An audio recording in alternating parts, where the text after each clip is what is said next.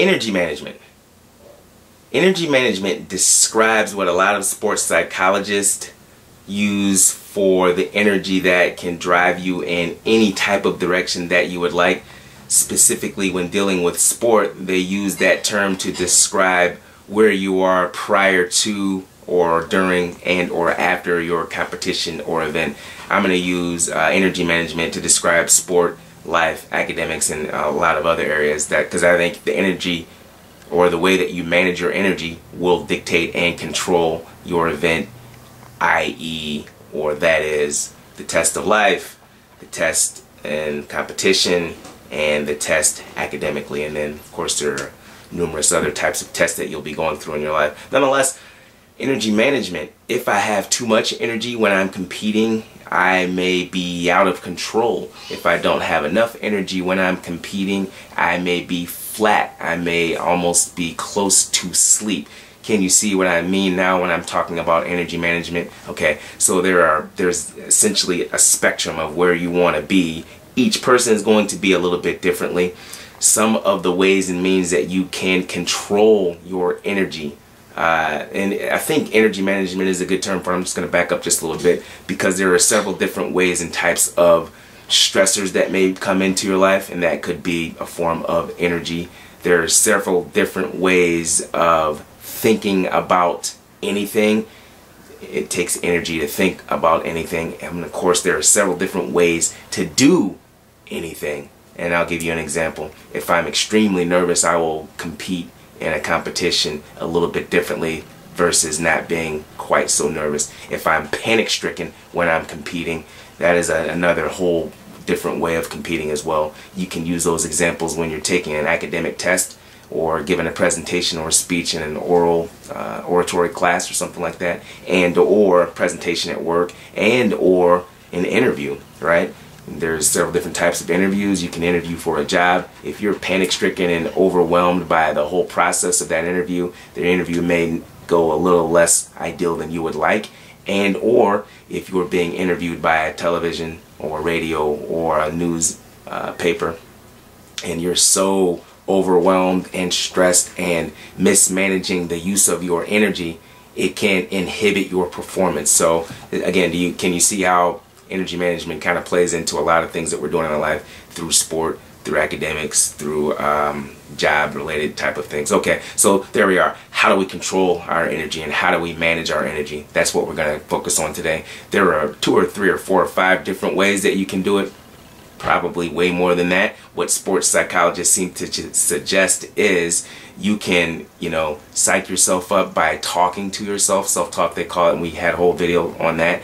You can use pictures in your mind to, kind of forecast what you want to do, and predictions. The prediction maybe is, this is what's going to happen in my mind. I'm going to see it over and over again. So you can use self-talk and visualization and or imagery, which some people call mental rehearsal. Those are the primary 2 ways that you can control your energy management. And there are other ways as well. There are relaxation techniques, like controlling your breathing, like just do this right now. I mean, you'll feel much better after you do this. If you get tense or you're nervous or you're anxious or anything, and when you do that, sometimes you can bring your shoulders up and then bring your shoulders way down while you're inhaling and then exhaling. I sometimes like to close my eyes. When you do that a number of times, you sort of feel a sense of relaxation. If you take 5 or 6 or 7 or 8 breaths, you will have complete control over your breathing, which controls your heart rate, which sometimes controls your emotional and psychological state, which will be controlling all of your energy. When you do that, if you do, let's say, 5 or 6 or 7 breaths like that, it's called a relaxation technique, but you can quickly turn into a psyching technique or an excitement technique or energy increasing technique. After you do that, you can actually start to breathe a little bit faster or breathe a little bit slower. Either way, you're going to control your energy based on how you are breathing. So the breathing technique can essentially be a relaxation technique and or an energy or excitement technique. How would you be able to, create energy or excitement after that? After you do those, maybe you do start to breathe a little bit faster, and essentially exercises, that's what you're doing. But when you're doing that, you start seeing those pictures in your head again of what you want to actually occur or to happen, and you start psyching with words through self-talk, and you start kind of going through what you want to happen. Now, if your energy level is way too high, you can, reverse that whole process. You can take a couple of deep breaths. Again, this is a relaxation technique. You can slow down the visions in your mind, and you can slow down some of the talk that's going on. Prior to that, I would suggest you have key things that you're going to be saying to yourself before you're taking a test, through an academic test or an athletic test or an interview. You have key things that you're going to say to yourself. If your energy level is way too high and your heart beats way too fast, you use that breathing technique perhaps, and now you're saying, okay, when I feel this way, I usually slow my heart rate down, and after I slow my heart rate down, I start feeding myself positive, productive thoughts that are going to get me to where I need to be in XYZ. And it could be a competition, it could be a test, it could be an interview. So you're essentially controlling your energy through imagery, through self-talk, through that specific breathing and or relaxation technique, which can also be an energy increasing technique. Another way that you could control your energy or manage your energy. I gave you one kind of technique there with that whole relaxation deal. You can do the same thing with your whole body, and I subscribe to this sometimes if I have a headache. And then what it does is, man, it just kind of shifts your focus. Instead of thinking about your head hurting, actually, you shift your focus to, and I don't know if you can see my whole body, but right now I'll bring my hands up and I'm going to clench my fists as hard as I can. Then I'm going to relax them. Then I'm going to clench my fists and my forearms. Then I'm going to relax them. Then I'm going to tighten up my shoulders as hard as I can.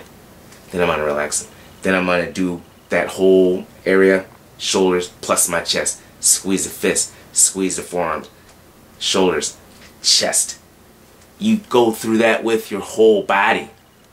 What does that do? Well, it gives you a sense of it's tight, it's relaxed. It's tight, it's relaxed. It's tight, it's relaxed. And you go through your whole body. After you've done that, man, when you practice doing that in the beginning, you're like, this doesn't do anything, it doesn't help me. I'm certain if you do it for, about a week or 2 weeks to 3 weeks, you will have a completely different sense of how to relax your body. And you can use that other technique as well with the imagery and the self-talk and the breathing. And then you got the fourth technique with the relaxation of your body, which essentially is contracting your muscles of your body and then relaxing them. What does all that do? All of that does is control your energy or energy management. When you're doing those things, what actually also happens, and here is probably the crux of the discussion here. When you're doing one thing, very difficult to think about something else. And that's like, that kind of goes through all of, it's like a huge psychology kind of deal. Sports psychology emphasizes that, and a lot of other types of disciplines that deal with the mind and the body, which if you're thinking about one thing, it's very difficult to think about something else. So the process of me controlling my breathing takes me off the nervousness and the anxiety and everything else. The process of me saying what I am getting ready to do takes the mind off of all of the other elements that could be panic or tiredness or fatigue, or the process of me going through my mind and seeing what I actually want to happen. Very difficult now for me to focus on whatever else. So this term is a good connotation or a bad connotation depending on whatever it means to you, but all of those techniques I gave you could be termed as positive reinforcements to control your energy, right? Those other sort of areas that are the opposite of positive could be negative distractions. Now, when you think about that, you're like, oh, maybe I hadn't ever thought about that. Those 4 techniques that I gave you could be helpful to control your energy management, and there are countless other ones out there. These are the ones that I've had success with my athletes and even on myself. One more technique to control your energy management. Again, when you have an complete control over your energy, it's very easy now when you get ready for a test. And again, I'm going to use an athletic test, an academic test, and a lab test, which could be job related. When you have complete control of your energy management, now you've got complete confidence, right? Now you know that you can get the things done that you need to in your life. Okay, one other technique that I use, And I do this, I did this on a daily basis. Again, I coached at the United States Olympic Education Center for 8 years, and we had 2-a-day practices, and I had a wife, and I had children, so I had a family to deal with as well. Now, the rigors of coaching and, you know, having a life, which is my family, they were tremendous. I mean, I was fatigued a lot of the time until I started employing this technique. What was the technique that I employed? And you're going to say, well, I don't have the time to do this, it's this, that, the other. You have as much time as I do. It's your opportunity and your choice to use that time as effective as you would like to. So, check it out. Each day, mind you, I had 2-a-day practice, so I'd wake up sometimes at 4, sometimes at 4:30, depending on if we had a competition or if we didn't have a competition. Generally, if we didn't have a competition, I'd probably wake up at about 4:15 to 4:30. If we had a competition, I had to get up earlier, maybe from 4 to 4:15. So I would get up and, you know, I would do whatever I needed to do. Normally it was an early morning practice, and I'd have film stuff after that, and I'd meet with the athletes, and I'd eat. Then I'd come home. I would take about a 5 to 15-minute nap, using those things that I had talked about before. I would first relax my mind by saying, okay, it's time for you to relax right now. You're gonna, you know, go into this phase and you're gonna get control of your breathing. Then I would, you know, take 6 or 7 or 9. Actually, I took about 50 breaths. I would count backwards from 49, 48. My eyes are closed. I'm laying down on a couch or something like that, all the way to 1. Then I would count up from 1 to 10. But this time I would, you know, focus on my breathing, and I used my abdomen or belly. 1, 2, 3. Sometimes I'll put my hand on my belly in the beginning so I could, you know, feel my breath going out and in of my abdomen. I would go up to 10, back down from 10 down to 1, up, and I'd do that until it was a 50 count. So essentially I would count to about 100, and it took longer than, you know, 2 to 3 minutes because I would control the rate with I was counting. What did that do? Sometimes if I was completely, utterly fatigued and tired, I would fall asleep partially the way through it. Other times when I had, you know, enough rest in my life, I wouldn't fall asleep, and I would go through that whole process. But when I came out of that semi-meditated, semi-trance state, I felt better. Try it. I mean, it may or may not work for you. There's other techniques that could be helpful for you, but if you have, you know, that sort of crazy schedule that I had, you know, waking up at 4:30 in the morning and then sometimes getting to bed at 9 or 10 at night, and then you've got 2 practices a day, you've got parents to deal with, you've got athletes to deal with, you've got administrators to deal with, you're planning trips to and from parts of the U.S. and outside of the U.S. So there, you know, there's a lot going on. You know, there's a lot going on. So I had to find ways to get more energy into my life, and I used those techniques that I described before. So quickly, in a quick review, there is self-talk, there is imagery, there is, the breathing technique, and that can be used to excite or relax. There is the muscle control technique, and essentially that's contracting and releasing or relaxing your muscles. And the last technique I did, I call it the meditation technique, but you can call it whatever you want. It's a combination of all of those. Essentially, you're talking yourself down, relaxing yourself, and incidentally, you could probably do it the other way too. I just did it because I was, you know, tired and fatigued each day. Talked myself into a calm state, controlled my breathing, counting down from 49 by 1, and then counting up from 1 to 10. And then putting my hand on my belly sometimes, but concentrating on my abdomen going up and down. And in that way, I did that. I did it every day. I did it every day because I found that, you know, the more tired you are, the less likely you are to reach high performance. So again, we're talking about energy management, and I suggest and submit that you can use some of those techniques for a test. You know, it could be an academic test, it could be an athletic test, it could be an interview, and for all your job-related deals.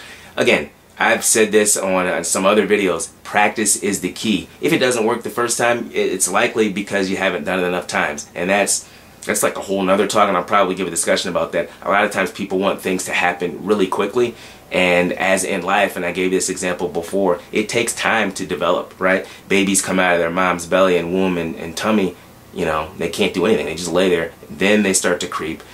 Then they start to crawl.